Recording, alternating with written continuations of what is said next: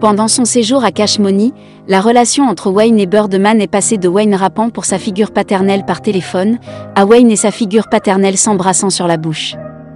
Pour le grand public, Wayne était considéré comme le prochain grand rappeur de Cash Money Records, et dans le label à prendre le relais et à s'imposer pour les années 99 et 2000.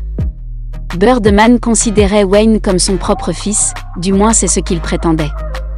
Il a pris l'adolescence sous son aile tout en l'encadrant dans le monde du rap, mais apparemment il frottait ses mains et attendait le moment où son fils viendrait lui faire un gros câlin sur la bouche. Comme par exemple cette fois-là dans Rap City en 2002, ou encore cette fois sur Windows X en Park, Wayne a avoué qu'il était la seule personne du bloc groupe que Bird embrassait. C'était cette fois-là où sur ce plateau on les voyait s'embrasser sur la photo qui est devenue virale et qui a enflammé la toile en 2006. Les rapports et les rumeurs sur l'union trop proche les deux hommes ont fait la une des journaux, et les questions d'actualité ont été soulevées pendant des années. En plus de cette relation déjà douteuse, des extraits du documentaire de Wayne de Carter ont refait surface. On y voit Wayne raconter à l'un des artistes mineurs de son label Young Money la fois où Birdman et d'autres ont insisté pour que Wayne, qui n'avait alors que 11 ans, soit préparé et séduit par une femme beaucoup plus âgée. À l'époque, Wayne voulait se dégager de ses obligations contractuelles avec Cash Money. Des procès ont été intentés et par la suite des rumeurs selon lesquelles Birdman aurait piégé son fils entre guillemets pour qu'il soit tué lors d'un concert à Miami ont commencé à circuler. Il est clair qu'il y a beaucoup de choses à déballer ici, alors entrons dans la relation incestueuse entre Wayne et Birdman. Salut à tous et bienvenue sur la chaîne, qui dévoile la face cachée des célébrités. Aujourd'hui nous parlerons de Lil Wayne et Birdman, et de la nature de la relation plutôt étrange entre ces deux hommes. Mais avant de continuer, n'oublie pas de t'abonner à la chaîne et d'activer la cloche des notifications si ce n'est pas encore le cas. Avant même d'être au collège, Lil Wayne, connu à l'époque sous le nom de Dwayne Carter, aspirait déjà à devenir rappeur.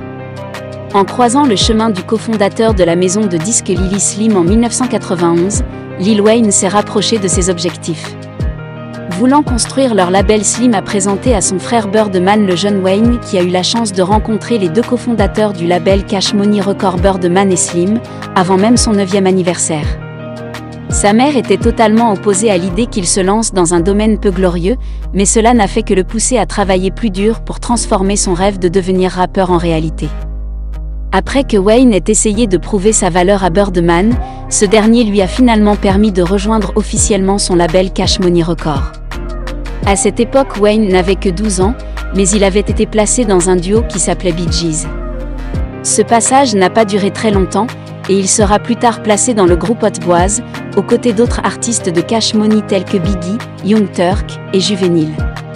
C'est à cette époque que Wayne signe officiellement un contrat solo avec le label, et c'est également à cette époque que la relation entre Bird et Wayne passe d'un enfant rappeur qui admire son aîné pour ses conseils en matière de rap, à un adolescent qui considère son principal mentor comme une figure paternelle. Pendant son adolescence, Wayne dit que son père ne faisait pas partie de sa vie, et que c'est son beau-père Reginald qui a pris la relève et rempli ce rôle jusqu'à sa mort prématurée. Personne n'a jamais vraiment remis en question la relation étroite entre Bird et Wayne, mais tout a changé en 2002. Dans un épisode de Rap City présenté par Big Tiger, Birdman et ses coéquipiers sont assis nonchalamment sur un canapé discutant et répondant aux questions de Big Tiger jusqu'à ce que plus tard dans l'émission, on voit un jeune Wayne et quelques autres entrer dans la pièce. Tout semblait normal au début, jusqu'à ce que Birdman commence à embrasser Wayne, s'attardant lentement avant que Wayne, d'abord hésitant, ne lui rende son baiser. Il semble que personne d'autre dans la pièce n'ait été perturbé par cet accueil surprise. Heureusement pour eux, les médias sociaux et Internet n'étaient pas encore ce qu'ils sont aujourd'hui, et même si les personnes qui ont raté cet épisode particulier de Rap City en ont entendu parler par le bouche à oreille. L'affaire n'a pas vraiment pris de proportions démesurées. Une affaire dont on ne parlera plus jamais, pas du tout.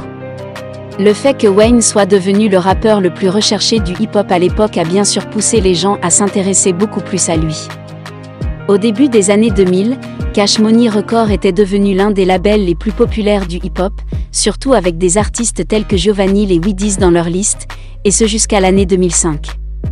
Wayne étant le seul membre restant des premières années du label, il a eu un avant-goût de ce que cela signifie de gérer son propre label. En créant un label de distribution connu sous le nom de Young Money, qui accueille des artistes comme Nicki Minaj et Drake en 2003. L'année 2005 est également celle de la sortie de son 4e album studio The Carter, et des problèmes financiers au sein du label ont été évoqués. Lorsque Wayne a commencé à flirter avec l'idée de quitter sa famille Cash Money en faveur d'une offre de 175 000 $, faite par Jay-Z, qui prévoyait de faire signer Wayne sur son label Roc-N-Fella. Lors d'une interview Birdman et Wayne étaient apparus dans l'émission One and Six and Park de BET, pour promouvoir leur chanson et leur album du même nom, Stantin' Like My Daddy. Au cours de l'émission, l'animateur Free avait demandé à Birdman s'il pouvait ou non embrasser des personnes avec l'or dans sa bouche. En réponse, Wayne avoue avec audace et beaucoup d'assurance, je dois dire, qu'il est en fait la seule personne que Bird embrasse, mais cela ne s'arrête pas là. Wayne a pris l'initiative de tendre la main et d'embrasser Bird sur les lèvres, ce qui a obligé le caméraman à zoomer sur un plan rapproché des animateurs, afin de censurer l'embrassade. En regardant les visages des animateurs Zeiji et Free, le baiser les a pris complètement au dépourvu. On ne peut qu'imaginer ce que le public du studio a dû ressentir. Si leur baiser public n'a pas fait jaser en 2002, cette fois-ci c'était la bonne. Les gros titres sur la relation entre Wayne et Birdman ont fait le tour des magazines urbains et de rap, ainsi que des forums de hip-hop. À ce moment-là, les spéculations se sont multipliées, et les gens ont commencé à se demander si leur relation n'était pas plus qu'une simple relation d'affaires, ou même plus qu'une relation entre un père et son fils, pour être quelque chose de bien plus important. Les rumeurs n'ont fait que s'intensifier lorsqu'une photo prise dans les coulisses d'un tournage vidéo montrant Bird et Wayne en train de s'embrasser est devenue virale. À ce moment-là, les gens voulaient juste savoir ce qui se passait vraiment. Lors d'une interview, sur la radio Coup-Titri de la Nouvelle-Orléans, Birdman a pris sur lui de répondre à toutes les rumeurs et voici ce qu'il a dit. Avant d'avoir mon propre enfant, Wayne et tous les autres l'étaient pour moi. Wayne est mon fils premier-né, c'est ma vie, c'est mon amour, c'est mon truc, c'est mon fils adoré, je l'aime à en mourir. Ces dernières années, des anciens clips de Wayne et Birdman semblent refaire surface tous les deux à 5 jours ouvrables. Après que ces vidéos et photos d'eux en train de s'embrasser aient été diffusées, les gens ont commencé à analyser leur relation encore plus profondément. Dans un clip récemment réapparu tiré du documentaire de Wayne, The Carter en 2009, on voit Wayne parler à l'un de ses artistes de 15 ans, Lil Twist, et lui demandait pourquoi il n'avait pas encore eu de relation. Sans être gêné, il parle ensuite de la première fois où il a lui-même eu une relation. Il poursuit en disant que c'était dans une pièce remplie d'adultes dont Birdman, qui ont fait pression sur une femme pour qu'elle fasse des actes sexuels sur un Wayne alors âgé de 11 ans. Comme vous l'avez peut-être déjà deviné, cela a déclenché un énorme débat sur le rôle que Birdman a joué dans la vie de Wayne. Certains sont allés jusqu'à dire que Wayne avait été préparé par Birdman depuis son enfance. Petit saut en avant, à la fin de l'année 2014, si les eaux de Cash Money n'étaient pas déjà assez troubles, nous découvrons que Wayne a poursuivi Cash Money pour 51 millions de $. Avec une série de tweets où ils informent ses fans de son contrat avec Cash Money, le comparant finalement à une peine de prison.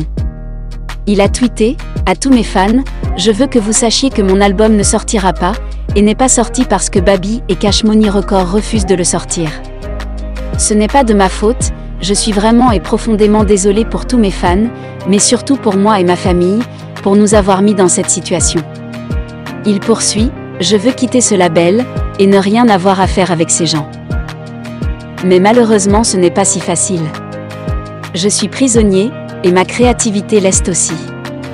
Encore une fois, je suis vraiment désolé et je ne vous en veux pas si vous en avez marre de m'attendre moi et cet album, mais merci. » Ce n'est pas la première fois que Wayne s'exprimait sur la possibilité de quitter le label.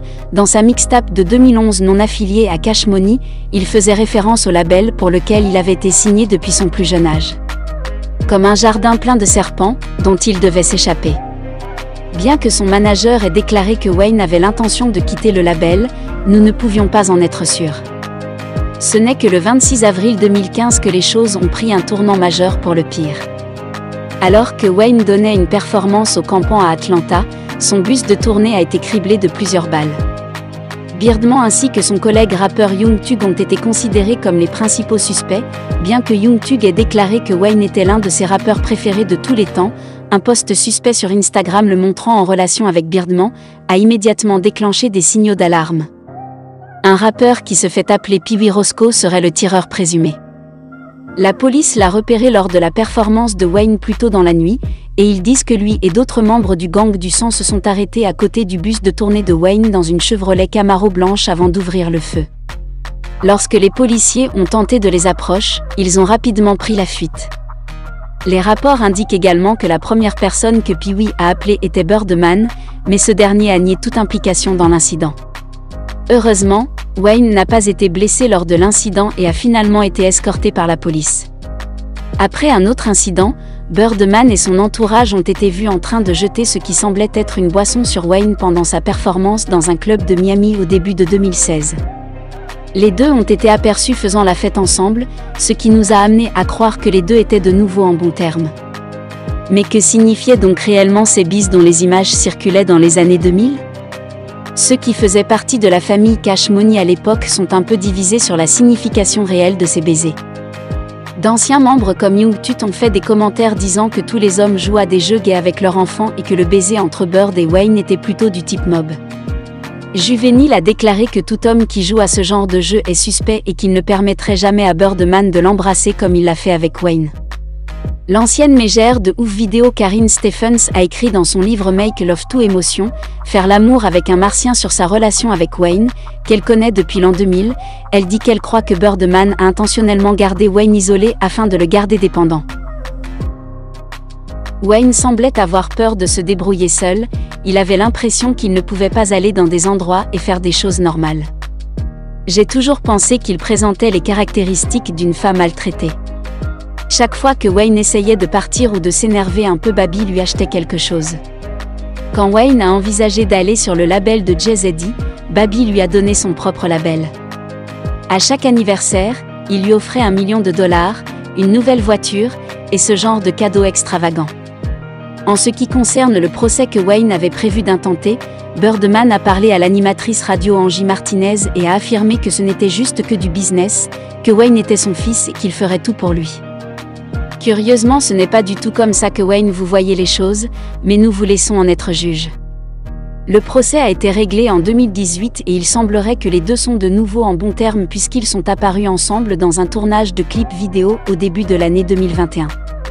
Êtes-vous d'accord avec les affirmations de Birdman qui, en parlant de sa relation avec Wayne, dit « Je l'embrasse parce qu'il est mon fils » ou pensez-vous que l'histoire est plus complexe ? Dites-nous ce que vous pensez dans la section des commentaires ci-dessous. Merci d'avoir regardé cette vidéo et à la prochaine.